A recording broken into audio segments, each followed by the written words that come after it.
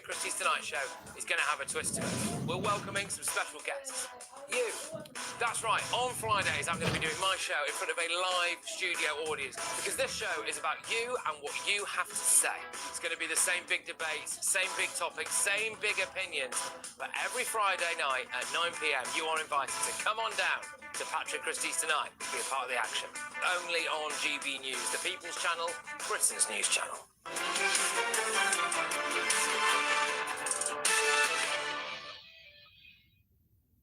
Well, we've been talking about the Royal Navy and the mail mogs have come in. Philip says it's a total embarrassment. Naval chiefs and politicians should hang their heads in shame. Let's hope Dragon doesn't break down on the way there. Otherwise, we really will become the laughingstock of the world. Putin must be having a quiet chuckle at our attempts to put to sea.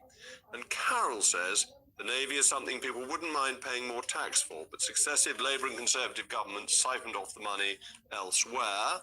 And Charles says, when you're openly embarrassed by the French, you've hit rock bottom. Well, thank you as always for those. But I hear that we have a special... Oh, no, I don't hear that we've got a special guest yet. We may have a special guest in a moment, our one and only friend Donald Trump. But in the meantime, I think we're going to be talking about Shabana Mahmood, because I wonder if she's proving to be Labour's migration redemption. The Home Secretary has imposed an emergency break on student visas from 4 countries after a surge in migrants using study routes to claim asylum. 74% of Afghan student visa holders later claimed asylum. Nearly 40% of all asylum claims last year came from people who originally entered legally on visas. The exploitation of the system is costing taxpayers over £4 billion a year in asylum support. So is the start of Labour taking the migration crisis seriously, or is it too little, too late? I'm joined by my panel, Reform Sir Yusuf and Labour's Kevin Craig. So let me come to you first. This is pretty good, isn't it? That what Shabana Mahmood is saying is the sort of things that, frankly, the Tories should have been doing when we were in office. What Labour is doing and what Shabana Mahmood is doing is taking the British people for mugs. So let's be clear that the student visa programme in this country is a scam on the British people, has been a scam for an insane amount of time, frankly, including under the Tories.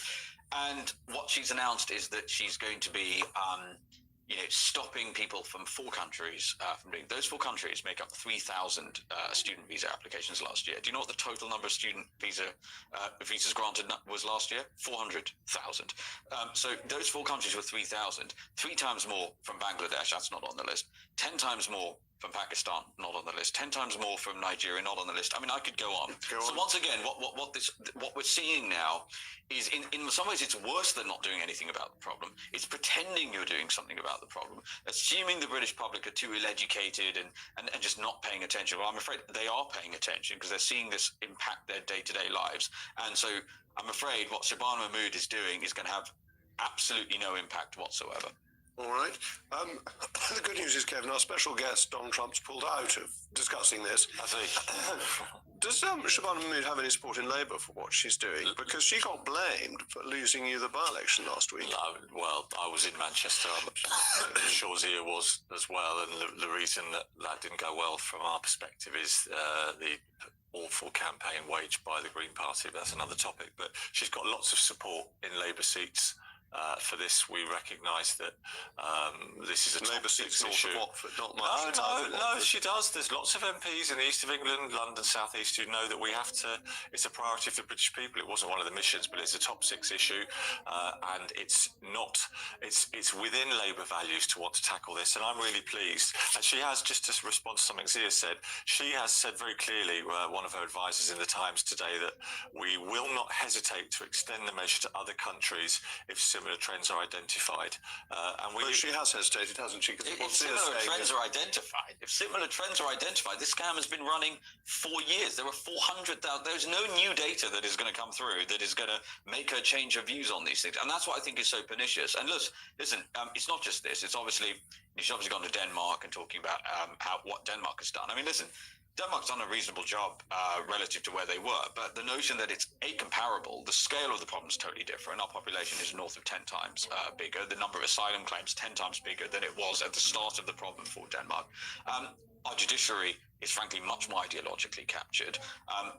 What's the evidence? Shabana Mahmood cannot stop the boat without, and by the way, deport people who are already here illegally without leaving the ECHR, without disapplying a whole host of international treaties for which there will be no appetite amongst Keir Starmer or the Labour backbenchers, or by building lots of detention capacity, and by embarking on an enormous, large-scale mass deportation program. What she's doing, as I said, is creating a superficial set of policies that are going to make no difference to the underlying problem. Well, can I just ask you a question? You said that the British judiciary is ideologically captured. What do you mean by that? Well, there are a whole host of decisions that have been made by judges to keep people who have committed some, and I've talked about some of this. I talked about it in my speech early last week. So, there was a case of a little girl called Amy who was knocked down and killed in a hit and run by a man who was in this country illegally. And this was actually when David Cameron was Prime Minister. It was a long, long time ago. Right. And he was he successfully fought his deportation from this country as the result of his lawyers making a case under Article 8, the ECHR. Yeah. I have looked through examples of where the ECHR has been used, and in my view, weaponized to basically subordinate the rights, for example, of Danish people relative to not just foreign nationals, but foreign nationals who've committed some of the most depraved and horrific crimes. I can see far less evidence of it than I can in the UK. And it is the job of legislators to ensure that it is their people who are ultimately, whose rights are held up as being the most important rights in that particular country. And so there is no way, and I've actually said this to Shabana Mahmood's face, by the way, there is no way she's going to be able to, A, stop the boats from coming, let alone deport people already in this country illegally at any sensible scale without leaving the ECHR, for which there is absolutely no appetite inside the Labour Party. Okay, so, there is. And so... leaving the ECHR? No. There's appetite to stop the boats. Brazil's right on this. You can't do it without leaving the ECHR. Well, that's your opinion and that's his opinion, and you both are cut from the same cloth in that, but Labour has been already making a difference. We've only been here a year and a half, the Labour government, and there are things that are different in terms of boat crossing stop, hotel use, statistics and data. I tell you what's different. More have arrived illegally understaffed than any other Prime Minister. And then there's a sweeping assertion that the judiciary, which is independent, has been ideologically captured, which is very contestable. And ultimately, the difference is it's a choice. Do you want to choose reform who want to, as part of their policy, kick out parents of people here on indefinite leave to remain? Now, there are people who've been here a long time working in public services, and it looks like your policy is to kick them out. Some of them have British children who were born here. We want to really tackle immigration, illegal immigration, because we know it's a problem, but there's a humane and fair way of doing it, which doesn't seem to be what you're putting forward. Humane and fair on the British people. You talked about how Labour has made a difference to the boat crossing. I'll concede that point and accept that point graciously. More illegal migrants have turned up on our beaches uninvited under Keir Starmer than any other Prime Minister. So, number one, congratulations on that. We recognise that thousands have arrived already this year.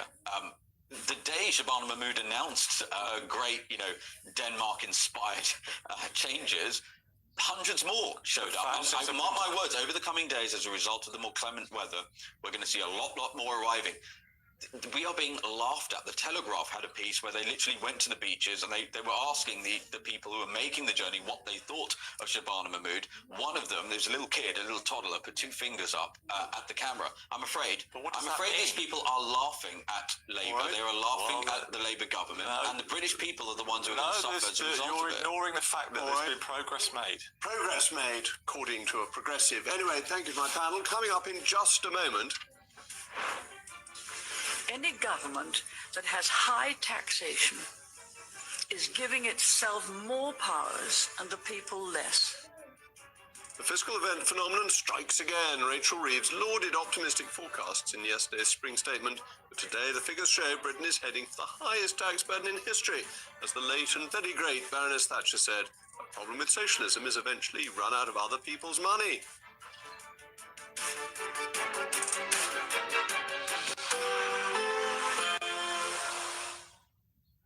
Dinner under the stars tonight? That reminds me of our travel insurance. You mean all clear skies? All Clear Travel Insurance sponsors GB News Travel Destinations Forecast. Hello there. Storm Regina's bringing further unsettled weather to parts of Spain throughout this week. It's also fairly unsettled in the Canary Islands. Risk of rain for Tenerife throughout much of this week. But here's Storm Regina bringing heavy bursts of rain to eastern areas of Spain through Wednesday and Thursday. It does look to remain unsettled here into the weekend too. But for the Mediterranean, plenty of clear sunshine. It's quite warm here as well into the weekend. Have a great day. Bye-bye. All Clear Travel Insurance sponsors GB News Travel Destinations first. Hello again and welcome to the latest update from the Met Office for GB News.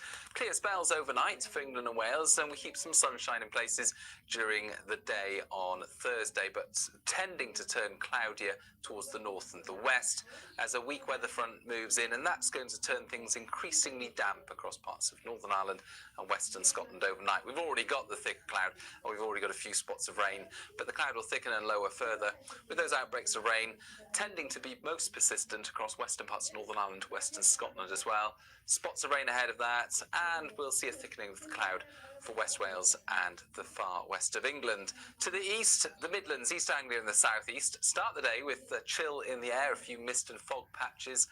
But once those mist patches lift, plenty of sunshine once again through a large swathe of the Midlands, East Anglia and the southeast. Wales and the southwest tending to see patchy cloud first thing, turning thicker through the morning and early afternoon. Northern England, patchy cloud here as well. Some bright spells sneaking through. Eastern Scotland mostly dry, but Western Scotland a damp start. Breezy with it as well.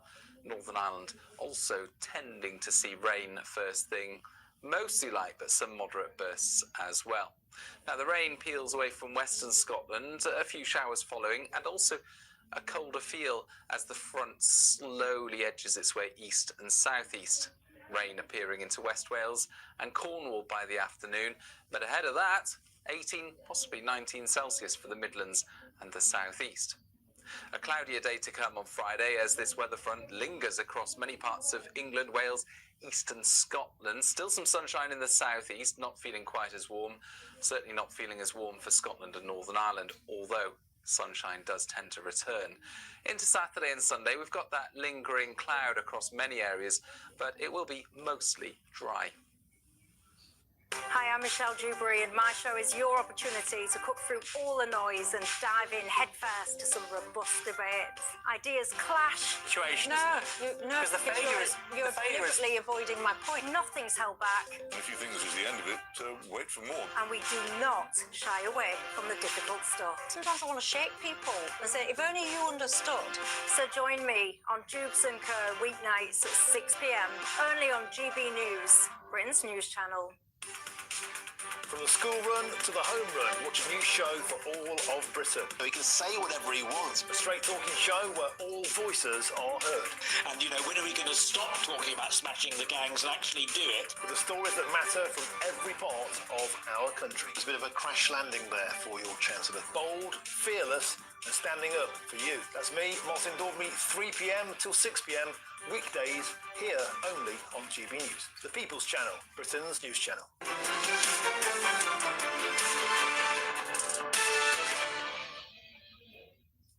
The physical event phenomenon has struck again. Yesterday, Rachel Reeves used her statement to insist her economic plan is working. As growth forecasts have been downgraded to a measly 1.1%, unemployment is expected to rise to around 5.3%, and today it emerged that the UK tax burden is projected to hit a record high of 38.5% of GDP by 2030. Is she telling the truth? Government spending plans relying on rising tax receipts and strong stock markets. Economists warn even a modest market change could sabotage Reeves's plans. As Baroness Thatcher said, And socialist governments traditionally do make a financial mess. They always run out of other people's money. It's quite a characteristic of them. Well, I'm joined now by the former economic advisor to Baroness Thatcher, the one and only Patrick Minford. Patrick, thank you very much for joining me. What did you make of yesterday's statement and this issue of the tax burden being about to hit 38.5% of GDP? Well, we're in a terrible situation, aren't we, where Labour have ramped up taxes, particularly on entrepreneurs, and the bringing in of this inheritance tax on farms and businesses has been disastrous, adding on to the fact that top rates are up at over 45%, and in some cases much higher than marginal rates. And generally, we're in a situation where business is in despair, really, and particularly smaller entrepreneurial classes of smaller businesses are being treated dreadfully by this government. And it's not surprising we face a future of no growth at all, really. And how did we get growth in the past? Because we used to have growth of 2.5% to 3% a year, and we used to have increases in productivity. Neither of these seems to be happening at the moment. Do you have a sort of reason for why this is? Is there a structural reason, or is it government policy? It's government policy, fundamentally. We saw under Mrs. Thatcher the way in which we restored growth after the dreadful 70s by cutting top rates of tax and bringing down the tax burden generally. And that led to a big speed up in growth, as you say, productivity growing and growth settling at over 2%, and we overtook France and Germany in per capita income. All these things happened as a result of the Thatcher reforms to tax and of course regulation, all the union laws, and all that's been reversed since by weak conservative governments, and now this disastrous Labour government that is putting the lid on it all. I mean, it's quite appalling watching it. And Margaret Thatcher also emphasised spending restraint.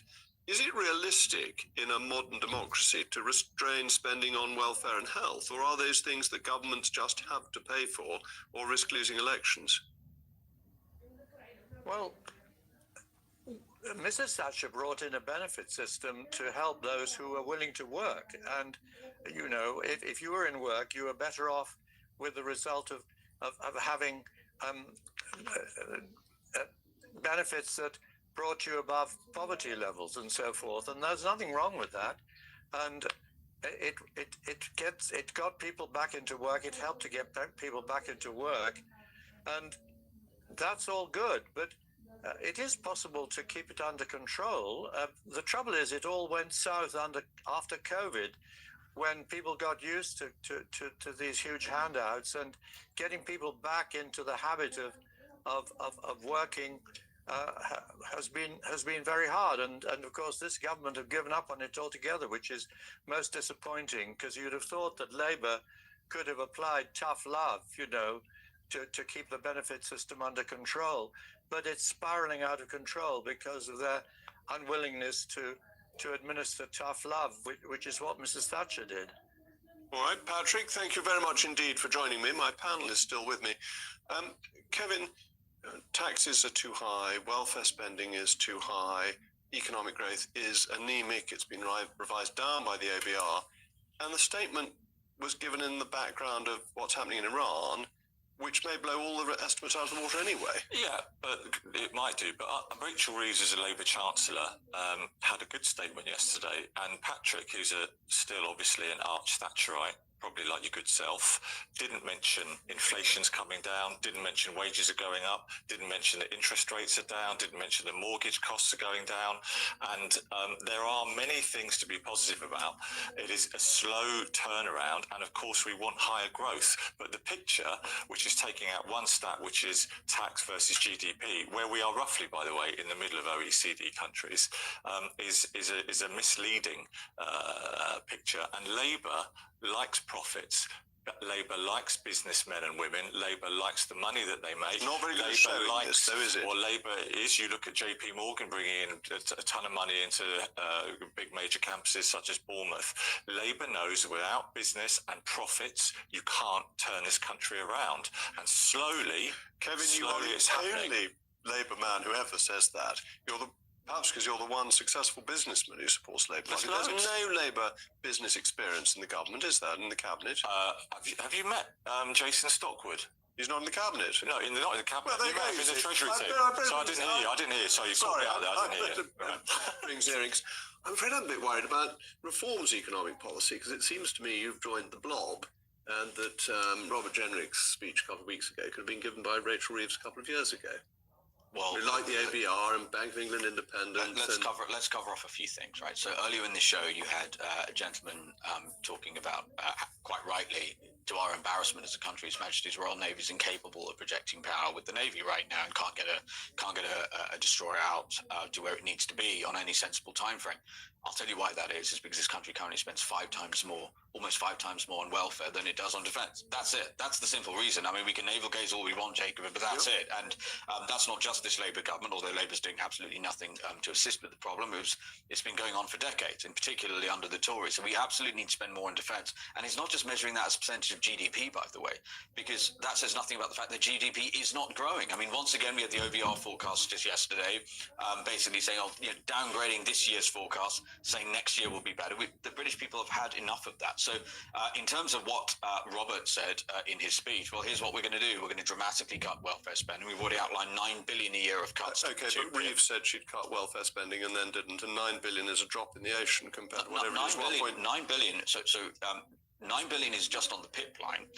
There's a host of other cuts that we're going to make. And here's the reason why Rachel Reeves was unable to cut it. It's because there is no appetite to do that. It is not in the DNA of Labour to ever cut it. I will tell you what, if we are successful and we have 350 to 400 Reform MPs in the next Parliament, those will be turquoise-blooded Reform MPs who will absolutely see to it that we ensure we get the spending under control. On the ABR, and you're running the economy according to what the ABR is forecasting, their forecasts are dependent on mass migration. You take mass migration out, which both you and I want to see cut, their forecasts come down.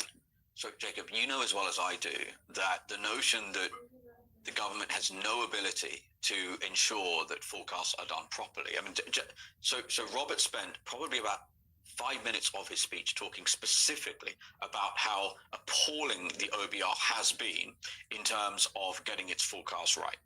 If we were to be the only government that did not have the OBR score anything, albeit we're going to make a lot of changes to that, then we'd be the only government in living memory other than Liz Truss to have done that. And while there are a lot of things inside Liz Truss's budget that we might like, both of us, the reality is we all know what ended up happening. All right. We've got to be smart about this, Jacob.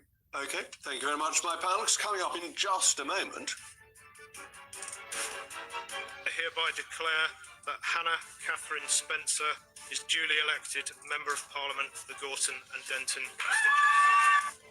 A bombshell new poll has put the Green Party ahead of Labour for the first time as the Conservatives continue to trail behind Reform. Is the traditional party landscape experience a fundamental change, or is this just mid-term protest voting?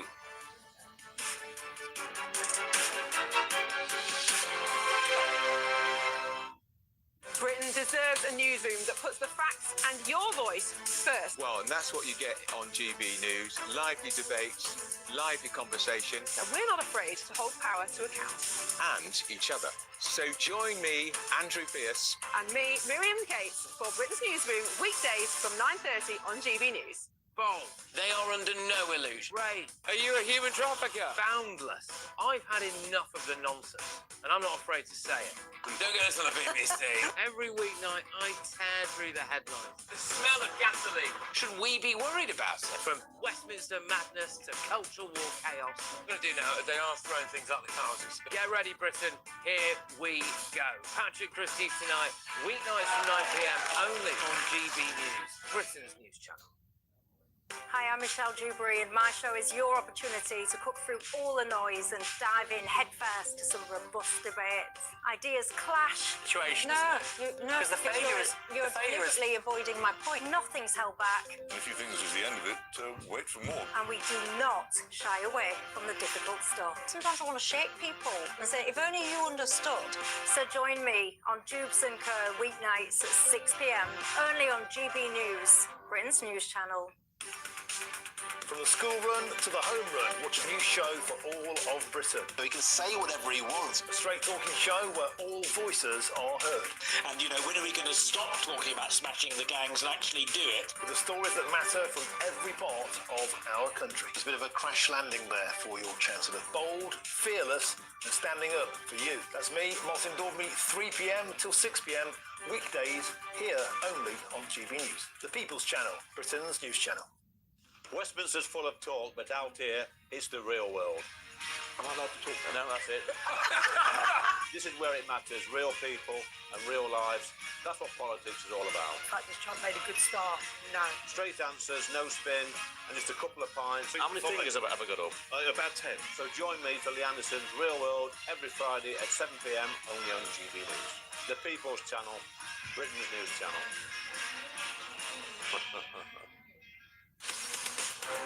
In the GB newsroom, we bring you the news as it happens. With our team of dedicated journalists across the UK, we're ready to keep you up to date with what's happening every half an hour, every single day. Bulletins here on GB News, the People's Channel, Britain's news channel. Join me, Nana Akwe, for an informative, interactive news programme with a difference. It's fun. No, you didn't say that, Dave. I'm so surprised. I think there's an element of truth to that. Join me from 3 p.m. every weekend, only on GB News, Britain's news channel.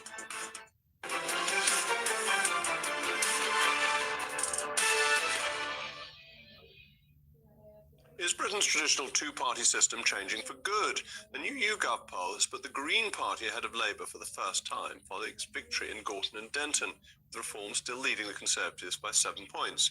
Greens is now the most popular party amongst voters under 50, with nearly half of 18 to 24-year-olds saying they would vote Green, youth vote having been in Labour's hands for many years. So is this just mid-term protest voting akin to UKIP's European election victories, or the start of a fundamental shift in British politics? I'm glad my panel is still with me. Kevin, from our point of view, the two of us quite like the two-party system.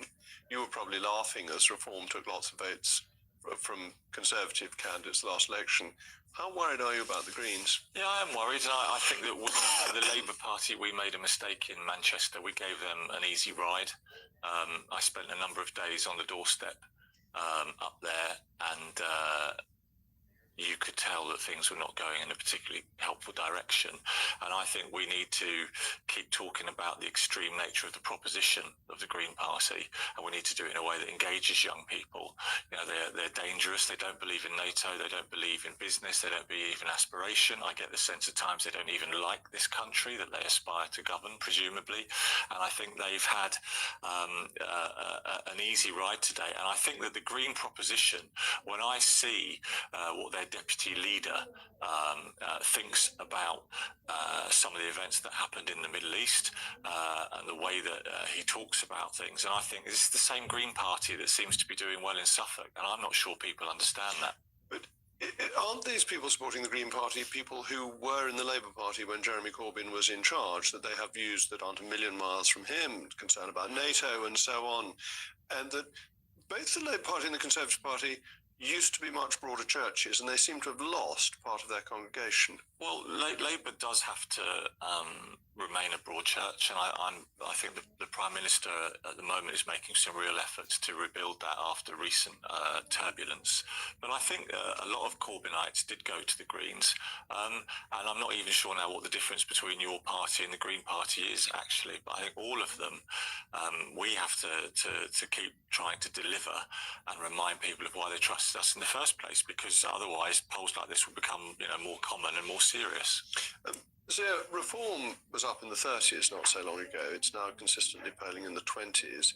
Is there an extent to which you have peaked, and that the insurgent element of Reform has been taken over by the Greens?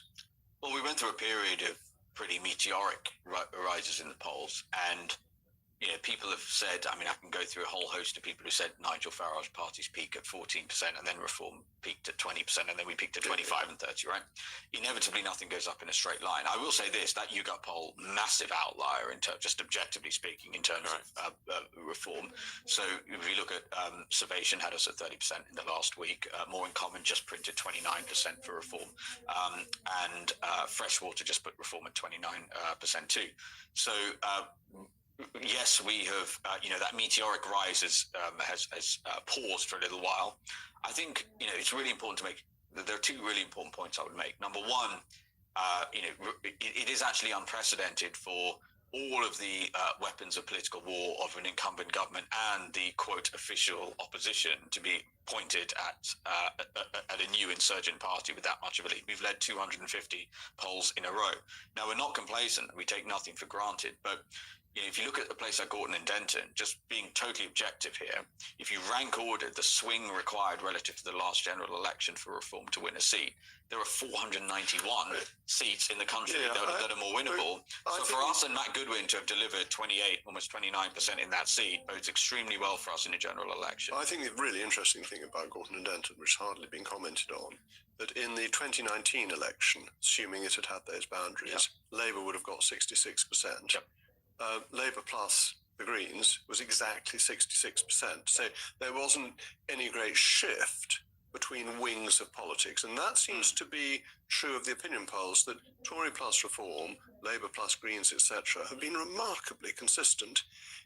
Isn't that why we have a duty on the right to come together? Because otherwise we will get Zach Polanski running the country. You have been coming together, and half of your, sorry to interject, this is a really good point, and half of your former colleagues, the very people who messed up the country, the Jenricks and the Bravermans, are now part of Zia's bench. And one thing you don't know is that there is polling, which is not published, which shows the number of Tories being welcomed into reform is not going down well with a lot of people, and they attribute them as part of the problem from the past.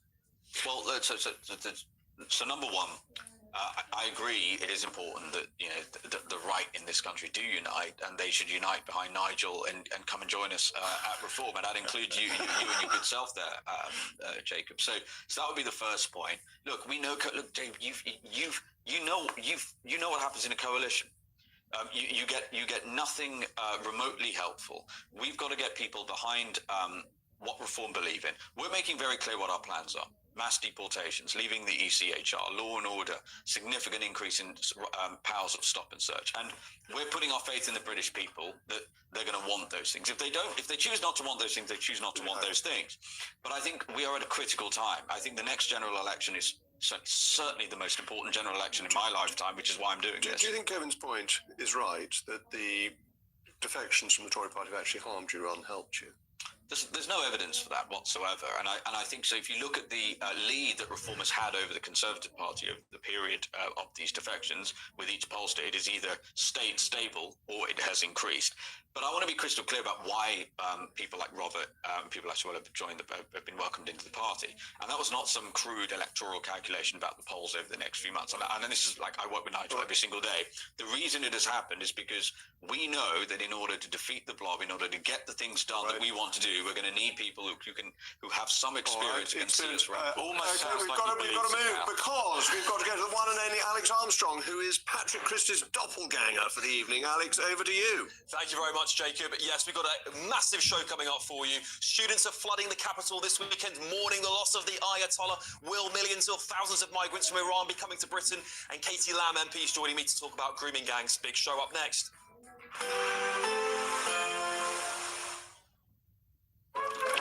Warm and cosy, with a chance of zero visibility. Box Toilers sponsors the weather on GB News. Hello again and welcome to the latest update from the Met Office for GB News.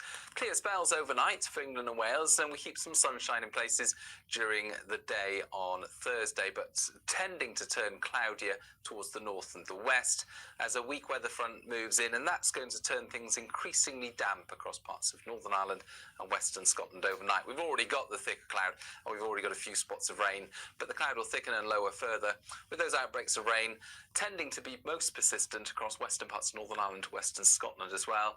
Spots of rain ahead of that, and we'll see a thickening of the cloud for West Wales and the far west of England. To the east, the Midlands, East Anglia and the southeast start the day with a chill in the air, a few mist and fog patches. But once those mist patches lift, plenty of sunshine once again through a large swathe of the Midlands, East Anglia and the southeast. Wales and the southwest tending to see patchy cloud first thing, turning thicker through the morning and early afternoon. Northern England, patchy cloud here as well. Some bright spells sneaking through. Eastern Scotland mostly dry, but Western Scotland a damp start, breezy with it as well. Northern Ireland also tending to see rain first thing. Mostly light, but some moderate bursts as well. Now, the rain peels away from Western Scotland, a few showers following, and also a colder feel as the front slowly edges its way east and southeast. Rain appearing into West Wales and Cornwall by the afternoon, but ahead of that, 18, possibly 19 Celsius for the Midlands and the southeast. A cloudier day to come on Friday as this weather front lingers across many parts of England, Wales, eastern Scotland. Still some sunshine in the southeast, not feeling quite as warm. Certainly not feeling as warm for Scotland and Northern Ireland, although sunshine does tend to return. Into Saturday and Sunday, we've got that lingering cloud across many areas, but it will be mostly dry. Warm and cosy, with a chance of zero visibility. Box Toilers sponsors the weather on GB News. You could be the proud owner of a brand new Benivan 122. This very latest 2026 model comfortably sleeps 4, comes complete with built-in kitchen, compact washroom, and is worth over £67,000. But that's not all, as we'll also give you a further £25,000 in tax-free cash to spend on anything you like in the coming year. For a chance to win a camper van and cash, text prize to 63225. One entry costs £2.50 plus one standard network rate message, or text bonus to 63225. 5 entries cost £5 plus one standard network rate message. Go to gbnews.com/win. Entry start at £2.50. Call 0903 686 3232. Calls cost £2.50 plus your network access charge. Or post your name and number to GB20 PO Box 8690 Derby DE1 9TT. Entrance must be 18 or over. Lines close at 4 p.m. on the 1st of May. Please check the closing time if listening or watching on demand. Good luck. From the school run to the home run, watch a new show for all of Britain. He can say whatever he wants. A straight talking show where all voices are heard. And, you know, when are we going to stop talking about smashing the gangs and actually do it? With the stories that matter from every part of our country. It's a bit of a crash landing there for your Chancellor. Bold, fearless, and standing up for you. That's me, Martin Daubney, 3 p.m. till 6 p.m. weekdays, here only on GB News. The People's Channel, Britain's news channel. Westminster's full of talk, but out here, it's the real world. Am I allowed to talk? No, that's it. This is where it matters. Real people and real lives. That's what politics is all about. In fact, this Trump made a good start. No. Straight answers, no spin, and just a couple of pints. How many fingers have I ever got up? About 10. So join me for Lee Anderson's Real World every Friday at 7 p.m. only on GB News. The People's Channel, Britain's news channel. You want to know what's really going on in the corridors of power? Labour don't know what to do with you half the time, and that makes you quite lethal in the chamber. Get behind the headlines with Chopper's political podcast. Join me, Christopher Hope, as I sit down with the great and the good of British politics. We'll see where this ruling takes us. These are the stories shaping our nation. Chopper's political podcast, available now on all platforms. Listen in and stay ahead. Decisions made in Washington aren't just shaping America, they're shaping Britain too. From migration to global security, from crime to health. Whatever happens in the White House today will be felt in your town or city tomorrow. That's why The Late Show is live from Washington, D.C. Cutting through the politics to show you what it all means for Britain. The Late Show live every night at midnight. Only on GB News, Britain's news channel. We love Great Britain. We love its history, its culture, and its tradition, and that's why we're so proud to be part of GB News. You look genuinely emotional. Oh, come here. GB News does pay attention to those who are ignored by the mainstream media. The majority of this country whose forefathers fought and died to maintain liberty, to fight for freedom of speech. The rule of law, the rights of property and democracy. This is the heritage that our country should be so proud of.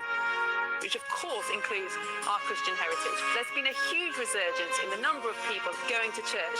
Perhaps they're not finding what they're looking for, and they're looking for something a bit deeper, a bit more truthful, a bit more akin to Britain's Christian heritage.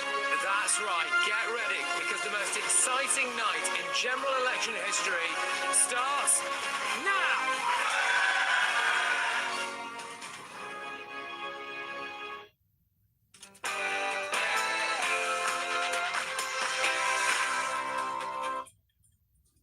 Good evening, it's 9 o'clock. I'm Alex Armstrong standing in for Patrick Christie's while he takes a well-earned break. So guess what? You're stuck with me for the next few nights. Coming up. Do you envisage a situation where the UK might be offering asylum to refugees leaving Iran? This is jumping well ahead here. Not really an answer, was it? Well, there's warnings now that tens of thousands of Iranian migrants could be headed for Britain. Since January 2022, with police partners, we have responded to 20 Iran-backed plots presenting potentially lethal threats to British citizens and UK residents. Yeah, should we let any of them in? Plus... Thank you, Prime Minister, and I'm so sorry. Allahu Akbar, Allahu Akbar.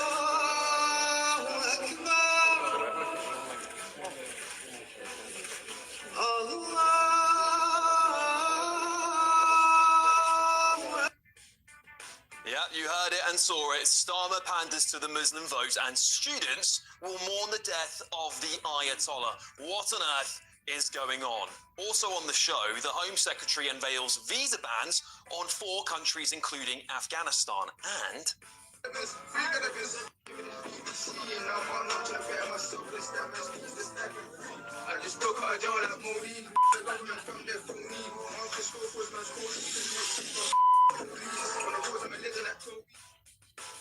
Not dancing now, is he? The prisoner who bragged on social media after escaping prison twice in 1 week is finally caught in France. I'll reveal how he fled the country. Also tonight. Government's proposed terms of reference for the inquiry into rape and grooming gangs are fatally flawed. Katie Lampe joins me to explain why the government's grooming gang inquiry won't uncover the truth. And on my panel tonight, Director of Popular Conservatives, Mark Littlewood, pub landlord and businessman and activist, Adam Brooks, and broadcaster, Nina Mishkov. And while the Middle East is on fire, what do you think our hard-working, taxpayer-funded MPs are up to?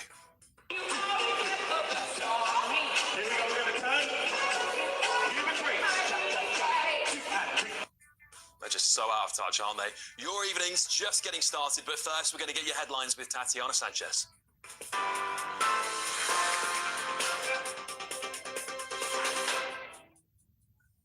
Alex, thank you very much and good evening. The top stories. President Donald Trump has been holding a roundtable event and spoke about the Iran war this evening, saying the US military are in a very good shape.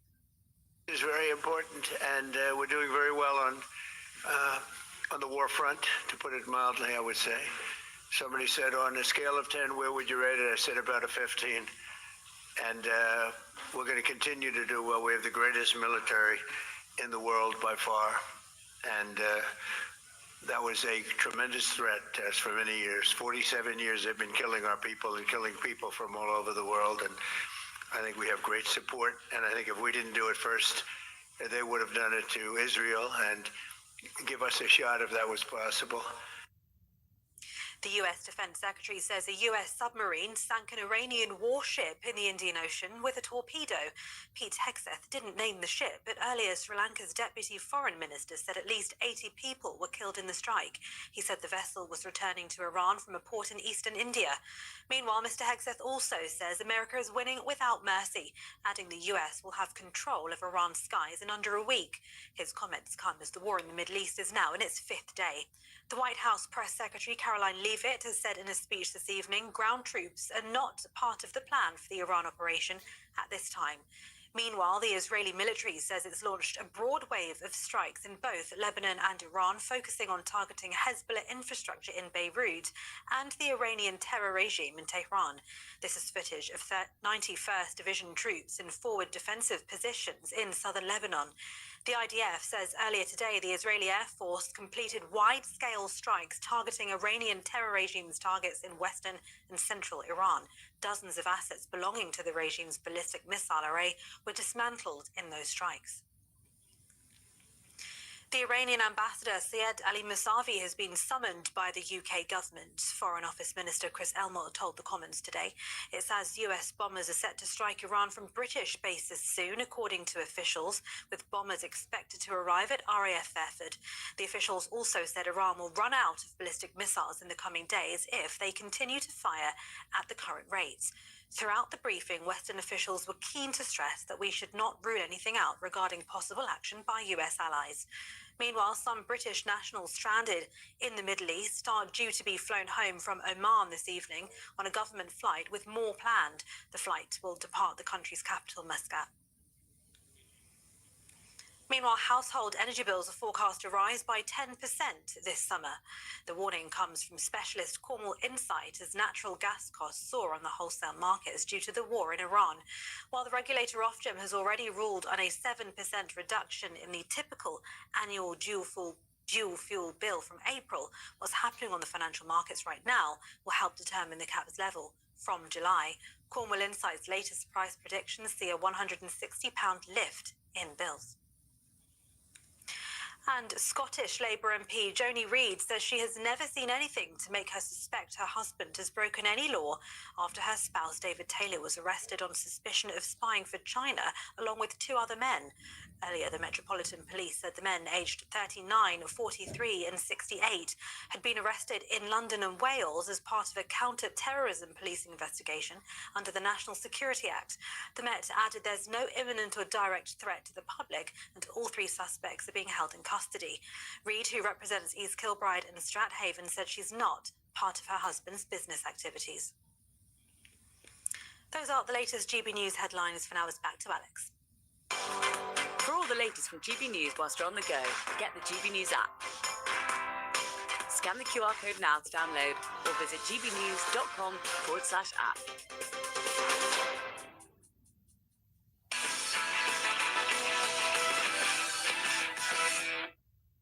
Will the war in Iran lead to a migrant wave into Britain? Well, in short, I think it probably will. Should we accept them, however? No. But there is some important nuance here. The risk of IRGC Islamist terrorists entering into this country is just far too high. But the government doesn't seem to be able to tell us what they're going to do. Do you envisage a situation where the UK might be offering asylum to refugees leaving Iran?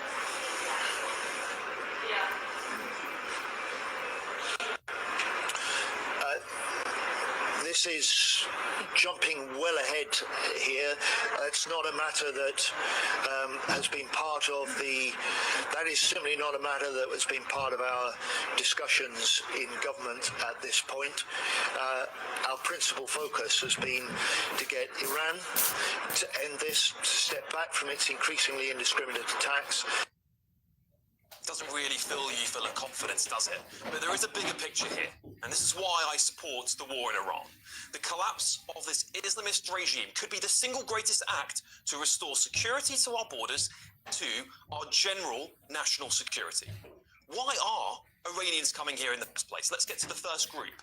They are fleeing a brutal, theocratic dictatorship, a regime accused of killing tens of thousands of protesters, slaughtering thousands of gay people, and stoning women for disobeying its laws. Many of those Iranians despise the regime. Many simply want a free country to go home to.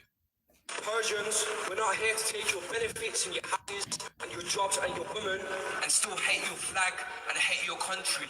We love the English flag. We love the English people. We love your religion. I'm a Christian myself. Hallelujah. We came here because we ran from religious radicals who have held Iran hostage for more than half a century. But let me tell you again, we are not them. We are not the IRGC. We are not Muslims. We are Persians. Yeah, what a difference that young lad makes compared to some other groups coming here. The second group I want to talk about is the regime's terrorist agents. Since the killing of Masa Amini in 2022, we've seen plot after plot here in the UK at an unprecedented pace and scale. Since January 2022, with police partners, we have responded to 20 Iran-backed plots presenting potentially lethal threats to British citizens and UK residents. As events unfold in the Middle East, we will give our fullest attention to the risk of an increase in or a broadening of Iranian state aggression here in the UK. Yeah, Iran has formally rejected allegations of terror-related or espionage activities in the UK. But the reality is this. Once would-be Iranian terrorists are here, it becomes impossible to deport them. You all know why. I don't have to get into that, do I?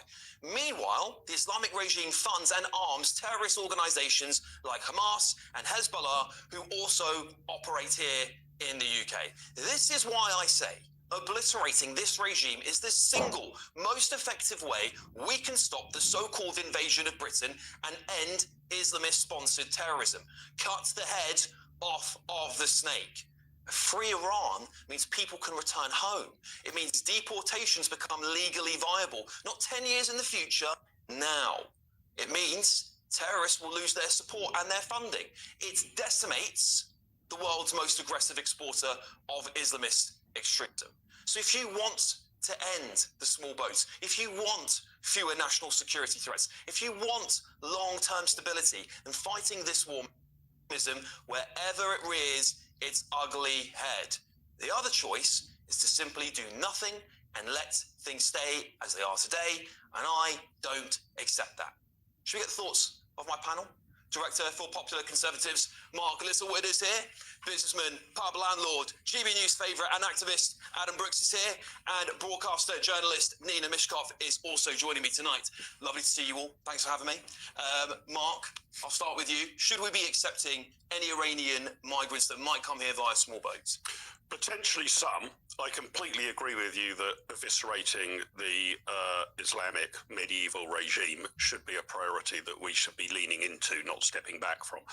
But I can imagine certain Iranians you would want let in. I think there are two criteria.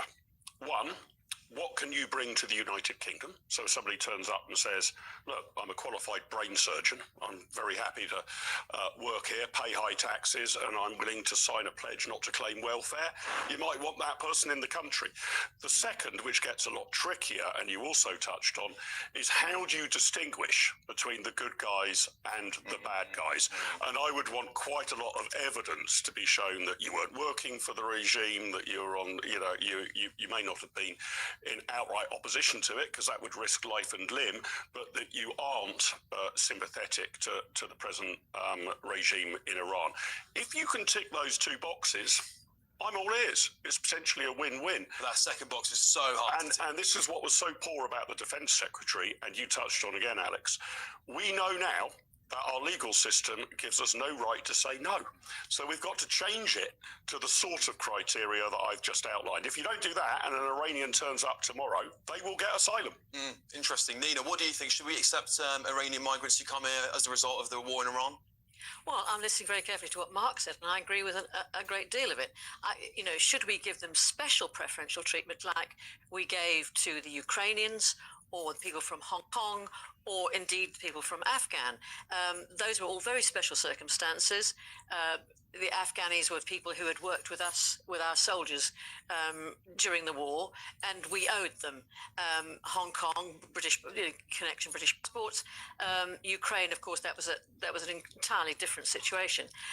But as refugees, if the refugees are up, and I can't imagine millions of them are going to be coming to this country, because there are many other countries in between. Don't stop them now. Well, well, some of them are coming because of our connections with their countries, or because we just, so that, for instance, not our problem. That some of them are, I would say the Afghan people are our problem in that fact that we use them. Okay. But I'm saying, but they shouldn't get preferential treatment, but they should be treated like any other refugees. Yeah, well, obviously the government aren't giving them preferential treatment, as far as we understand, at least. Adam, do you think we should let them here? No, I don't want them here. As a British citizen, I don't want one. Sorry, Mark, we're full. Our benefit system is oversubscribed.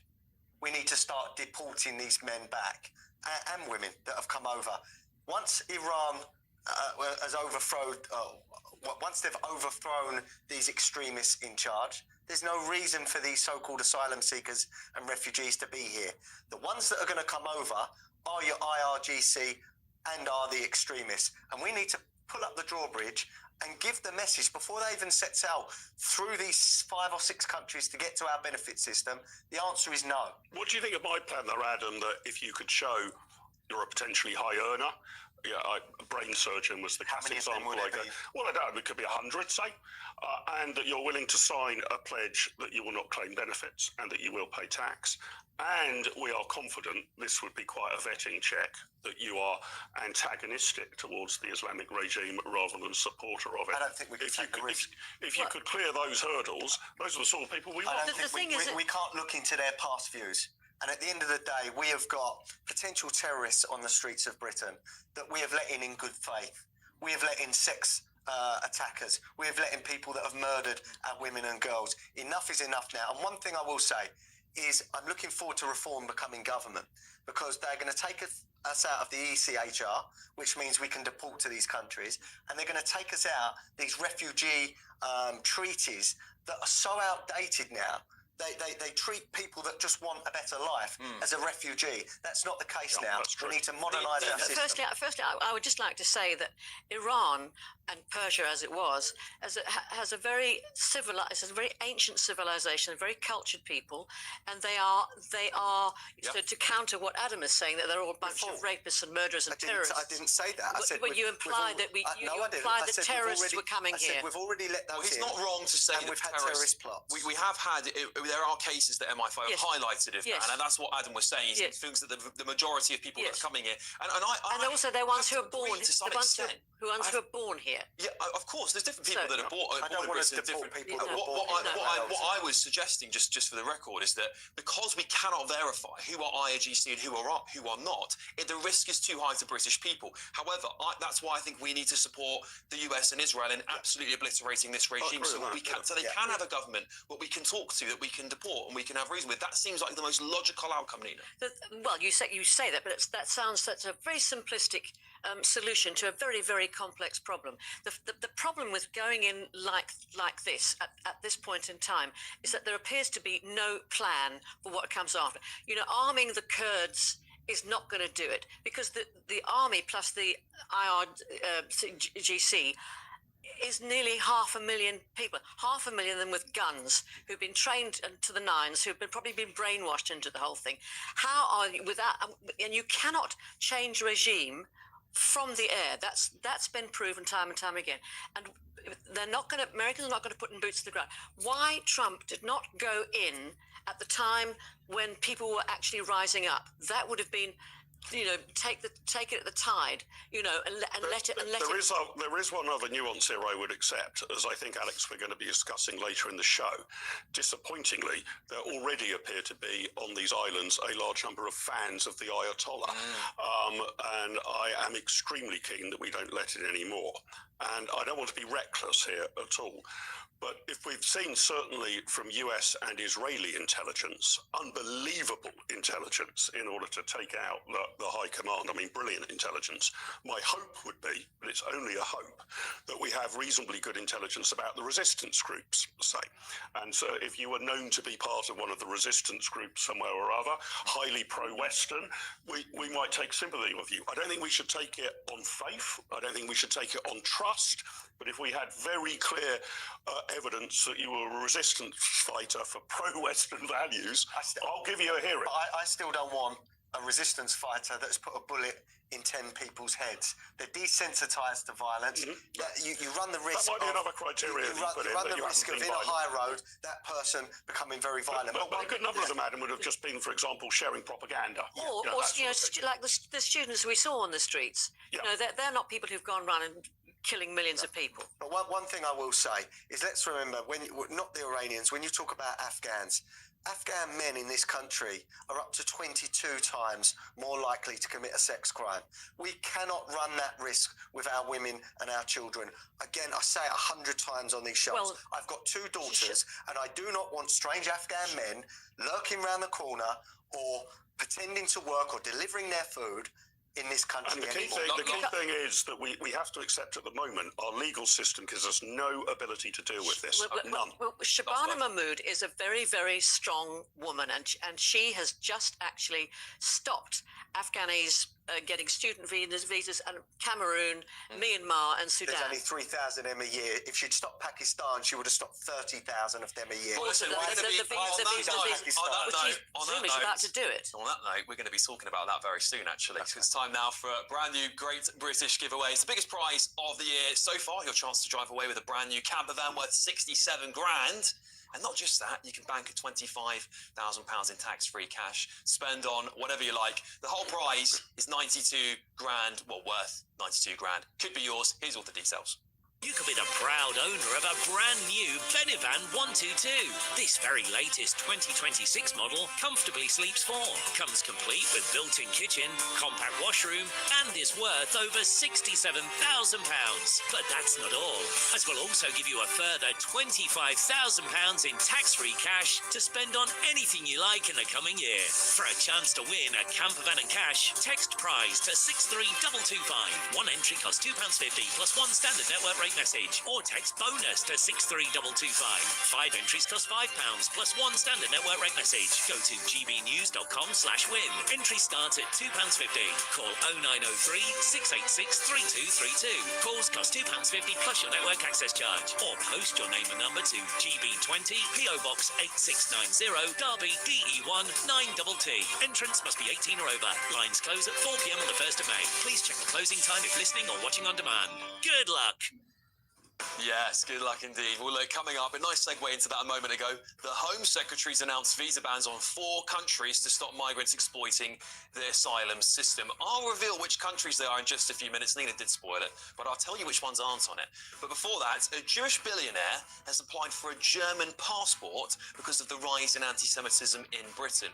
Are we a safe country for Jews anymore? That's next.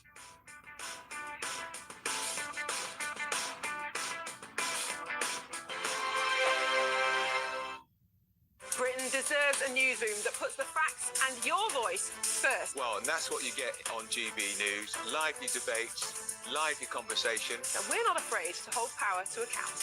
And each other. So join me, Andrew Pierce. And me, Miriam Gates, for Britain's Newsroom, weekdays from 9:30 on GB News.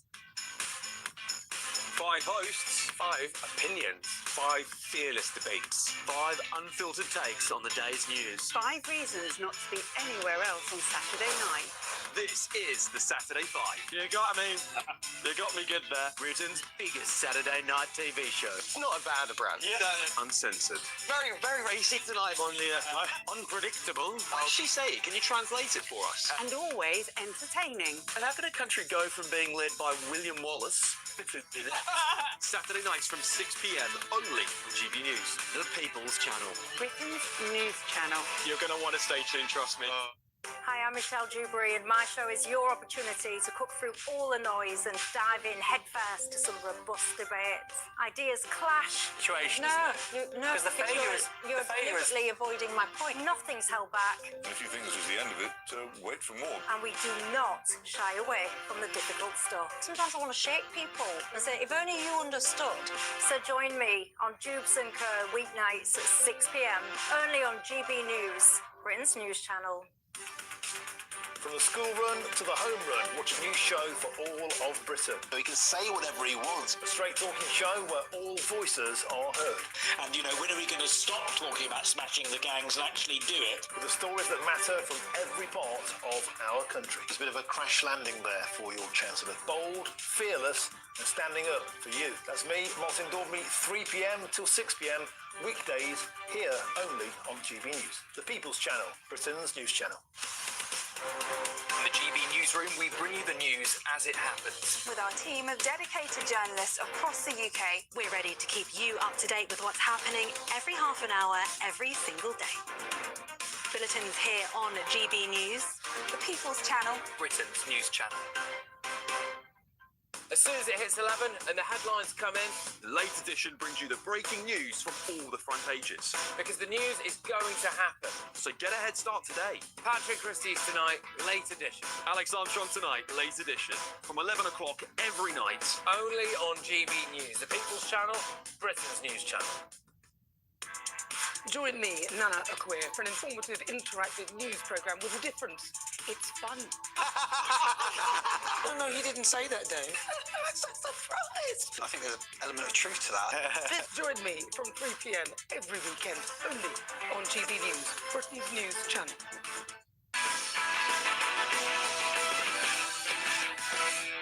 Government's proposed terms of reference for the inquiry into rape and grooming gangs are fatally flawed.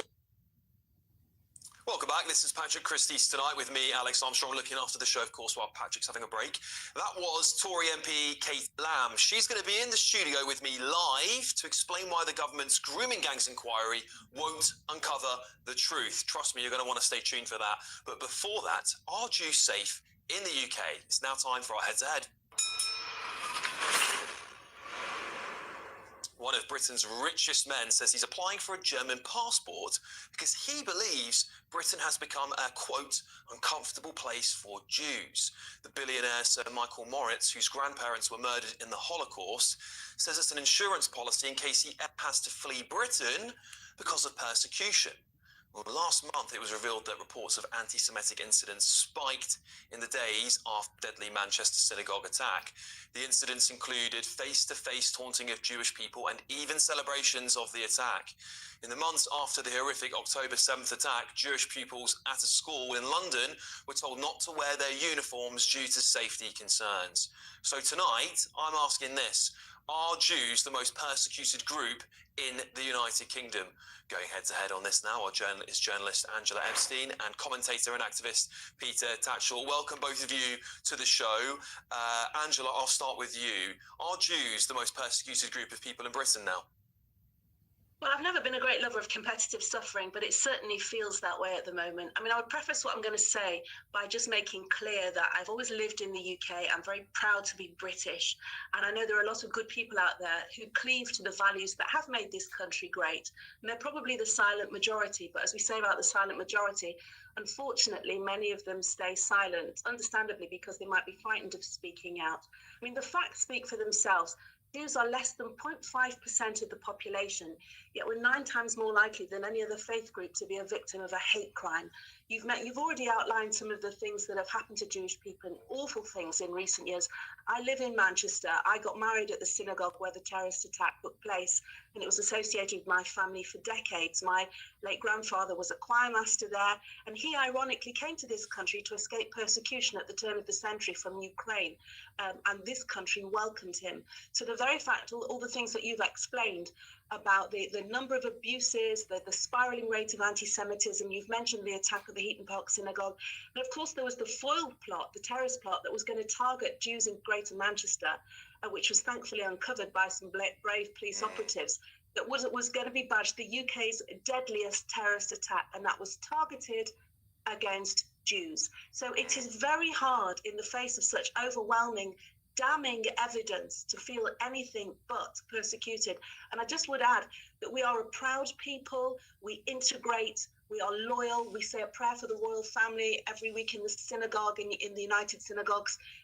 We want to be part of this country, we contribute. As I said, my late grandfather, when he came here, was naturalized. He immediately joined up when World War I broke up, was a stretcher bearer during the war. So we're not. It's not like we want to be separate, but we are being persecuted. Okay, Peter, I'll throw it over to you. Is Britain safe for Jews anymore? I think Angela gave quite a good rundown of the things that have led up to so many Jews feeling unsafe in Britain. Are they the most persecuted group as well?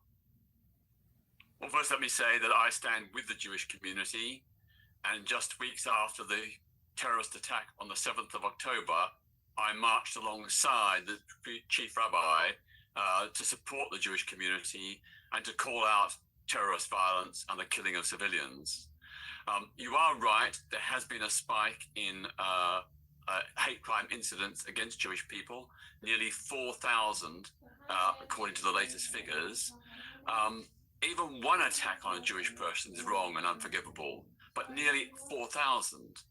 But having said that, if you look at the LGBT plus community, in a comparable period, there were 21,000 hate crimes incidents against LGBT plus people. And if you look at black people, there were nearly 100,000 hate incidents against black people. So putting it in perspective, all hate is wrong, and we must stand in solidarity with all victims and support the police in their efforts to stop all hate crime. And that definitely includes the rising hate crime against Jewish people. But overall, the research shows the vast majority of British people abhor anti-Semitism. We stand in solidarity with the Jewish community, and they will always have our backs. Yeah, I'll pass it back to you, Angela. I mean, Peter, the only thing for me that stands out, and I'll let you respond to this after Angela's had a word, is that I haven't seen any terrorist attacks against any of those other groups. And that's quite a terrifying prospect when kids are being told to change their school uniforms. But Angela, I'll hand it back to you, and Peter, you feel free to respond after Angela's spoken. Thank you. First of all, Peter, I'm grateful for the words of support that you said. Certainly being such an individual in public life, it doesn't go unnoticed, and I am very grateful for what you said. I preface my remarks by saying I'm not into competitive suffering, and every single person who is a victim of hate crime, for their sexuality, for their colour, their creed, their ethnicity, is one too many. If we're going to crunch the numbers, we are a very